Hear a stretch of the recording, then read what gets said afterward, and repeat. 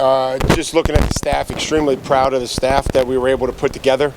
It's difficult in the National Football League to be able to get, every coach that you may covet or may want to get outside the coordinators that, aren't a coordinator at somewhere else just because of the rules. Like, teams are under contract.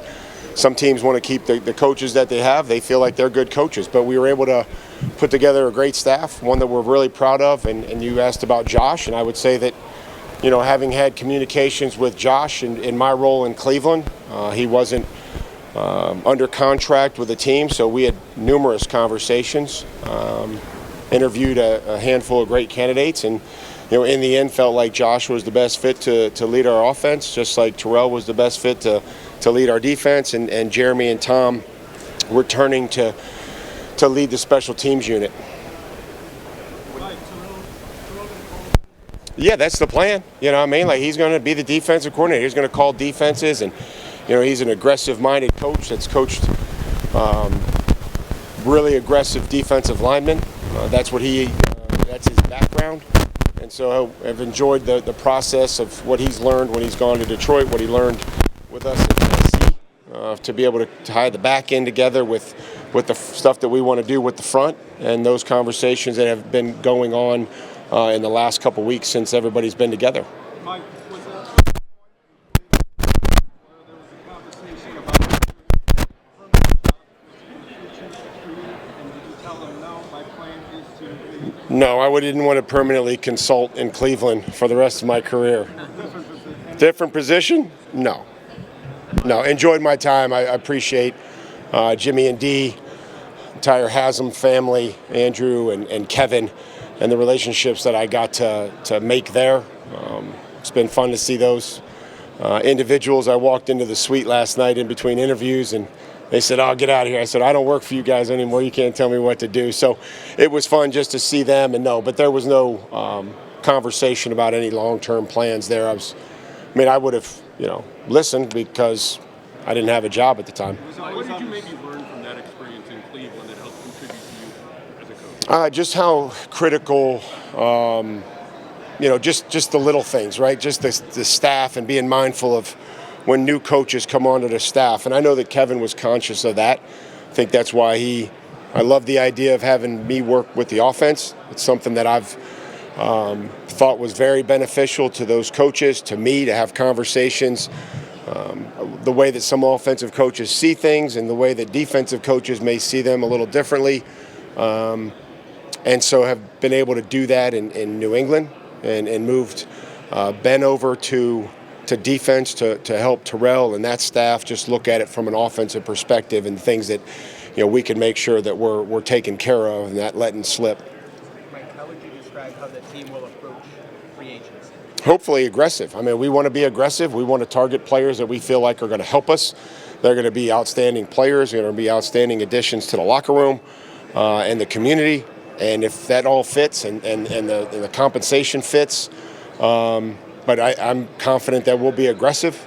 We've started some of those discussions internally. And I think having different plans and having an option A and option B, things are going to change. Everybody's looking at the same players. So we have to be ready to pivot and adjust and have a vision for each player, I would say, at each level. There's going to be this high level that things are going to get done very quickly. That'll transition then to, maybe just some mid-range dollars, and then obviously you look at opportunity. So free agency gets broken down into, compensation, and then it gets broken down into opportunity. And I feel like we're in a position to offer both as far as compensation and opportunity for some of these players. What's one of the bigger things the team has to do to support Drake Maye?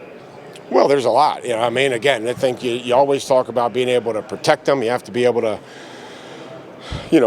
have some guys that can help them on the edges and be able to make contested catches. And you don't have to be perfect, right? You don't have to have, perfect ball placement, right? And those are all things that we talk about, trying to support Drake, believing that he is the future of our franchise at quarterback, and been able to meet with him and talk with him and just get to know him as a person. But you have to look at the lines of scrimmage, and you look no further than the Super Bowl game where, that game was clearly won at the line of scrimmage. I think it's a good draft. I mean, I think there's a lot of names, there's a lot of personalities. Some guys we met last night that were serious. Some guys had a different personality, was maybe a little bit more, engaging, and I think that's fun. I think all we're trying to do through this process is get the players to be as authentic as possible, to figure out where the fit is, and how they can add to our roster and our team and the vision that we have for them. And I would say that last night was a great start, going through that process with the players that came in there, and it just happened to be the D-line and a lot of the edge players and the inside linebackers. Mike, over the last few years since you coached anything so, are there trends you've seen in the NFL that have kind of changed the way you think about coaching, the way you think about personnel, maybe you think about different positions differently than you might have? Well, I'm always going to believe that coaching is about connections and making relationships with players and holding them accountable and being honest and giving them things that are going to help them and being creative. I'll never stray from that. I'm going to continue to always try to find ways to teach them whatever their capacity is, whatever we have to do to get them the knowledge that they need. We're going to try to develop players. We've done that in our past, in our history, focusing on what they can do as opposed to what they can't, having an energy every day to come in the building. It's a long season, and I have to be able to provide that and let that trickle down through our coaches and our players. Trends, I think, look how critical the nickel position has become and how dynamic that player can be. You need guys that can cover, obviously, but the edges of the defense to be able to rush and affect the quarterback.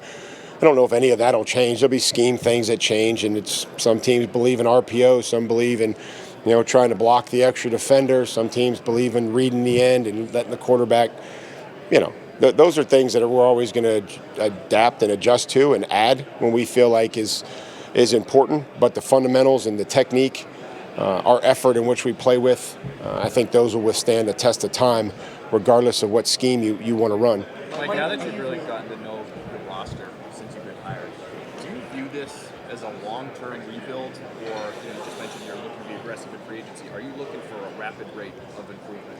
Well, we have to improve. I mean, I think that's the goal. Our expectations aren't going to change. It's going to be to win the division. It's going to be to host home playoff games, and it's going to be to compete for championships. So we're never going to put a timetable or any sort of prediction on when that may happen, but it has to happen. And it's going to start April 7th when our guys come in, and we're going to build a program. We're going to have a foundation. We're going to give them something to believe in and to be proud of, and hopefully they're able to hold each other accountable and to that standard. And if not, then my job's to protect the football team. Have you gotten the sense at all? Sorry, just to follow up really quickly. Have you gotten the sense at all locally that fans don't necessarily have the appetite for a longer process when it comes to getting back to? Well, I don't think anybody has a longer appetite. I mean, we all want to win. That's why we're here. That's why I got hired. And it's to win. It's to put a product on the field that they can be excited about, that they can care about, and they can support. That's the whole goal. And they shouldn't have to wait very long. And but we also have to understand that we're not going to fix every issue on the first day of free agency, or we're not going to fill every hole on the first or second day of the draft. I'm sorry, you had a question right here. You just yell like some of these other people. Don't be so nice. Given the amount of salary cap space you guys do have, would you feel comfortable paying a free agent perhaps above their market value in order to ensure that you? Well, I mean, I'm sure. I like to shop like everybody else, and so when you go and there's only one of a certain car, maybe you have to pay a little bit more for that one car because there's only one of them. When you start to get into a range where you feel like there's an area where players are comparable and you like 3 or 4 players at a certain area for a certain role, you may not have to overspend. But it's free agency. I think that everybody overspends sometimes in free agency. How much input does Josh McDaniels get on which players are signed or drafted in the offense? I would say it'd be the same as our entire coaching staff. I want them to be included in those conversations. The one thing I've learned as a head coach is that there's always going to be players that coaches are going to covet, and there's going to be players that scouts are going to covet, for certain reasons, and they call them traits and all this other stuff, and coaches want players that they can trust. And when we come across those players, I always chuckle because as being a position coach, I'm like, oh yeah, this guy's going to love this guy, and then the scouts are going to love this guy, and then they're going to sit there and argue. So I see that come up, and I can appreciate that. But our coaches are going to have input. They're going to evaluate them. They've evaluated the free agents. They've turned the reports in for us to look at and review, and then we'll give them a draft list, and then they'll, provide information on those players as well. Mike, you mentioned assembling your coaching staff. You've assembled coaching staffs a number of times. How has your thinking evolved in the number of assistants you have in specialized roles, like having a passing game coordinator? Has that changed over the years? Well, I think a lot of times we just want everybody to have a clearly defined role, do the best job in the job that they're in, and then as they, excel in that role, that we look for ways to give them more to do. And we never want to hold anybody back. We want to provide opportunity. And if we can't provide that same opportunity with the Patriots, then we would, we would allow them to go and pursue other opportunities. But the whole idea is that you teach people a system and they understand who you are. You have a loyalty and a trust to it, and that you're able to promote from within. So I think that there's been some specialized things. I also think that those are ways to reward individuals and maybe just to provide another title.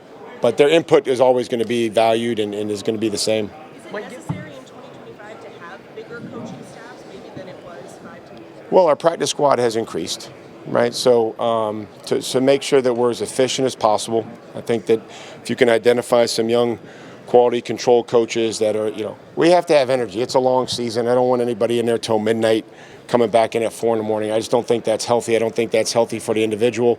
I don't think that's healthy for their families. And, I think that the people that benefit the least are the players. Like we have to come into this meeting each and every day, sell our vision, sell our plan on how to win each and every week. And if we don't have enough people to remain efficient, then sometimes people get worn down, and I don't want to see that happen. Now, we don't want people just standing around doing nothing. We want to make sure that everybody has a job and a role on our staff. Mike, given your relationship with Tom Brady, how do you feel he's going to do as an owner with the Las Vegas Raiders? How hard is it? It can't be that hard, right? It's not like playing, but no. Tom will provide great input. It's important that he's involved in our league, and I think that that's a great thing for the National Football League. Like you mentioned, winning the division being the first goal, the Bills have really had a chokehold on it the past few years. I know you know Sean. What do you have to do to get over the hump that is what they've built there in Buffalo? Yeah, I think you have to continue to win your home football games. You have to make playing at Gillette a tough place to play, and then you have to go on the road and be able to win games in the fourth quarter when you go on the road, whether that's in the heat in Miami or cold, wind, rain, whatever it may be in Buffalo. So, and obviously the history and the tradition with the Jets and that rivalry. So, it's exciting, but it also isn't just about the Buffalo Bills. There's a lot of other elements to it. They've been extremely successful, how talented, and I've always appreciated Sean's teams, the way they play with the effort, the toughness, the fundamentals, and then obviously what Josh has given them, from a quarterback standpoint. Mike, what's the day-to-day difference in mood between an organization that has a quarterback and one that needs it? A mood. Yeah, that's up to each individual. We can't we can't rely on having a certain player to dictate what our mood is going to be. We have to, we dictate the mood that we have and the demeanor and the outlook that we have based on whoever we have. But if you're asking me what my mood is, I'm excited, energetic, positive, looking to build and get to work. Thank you.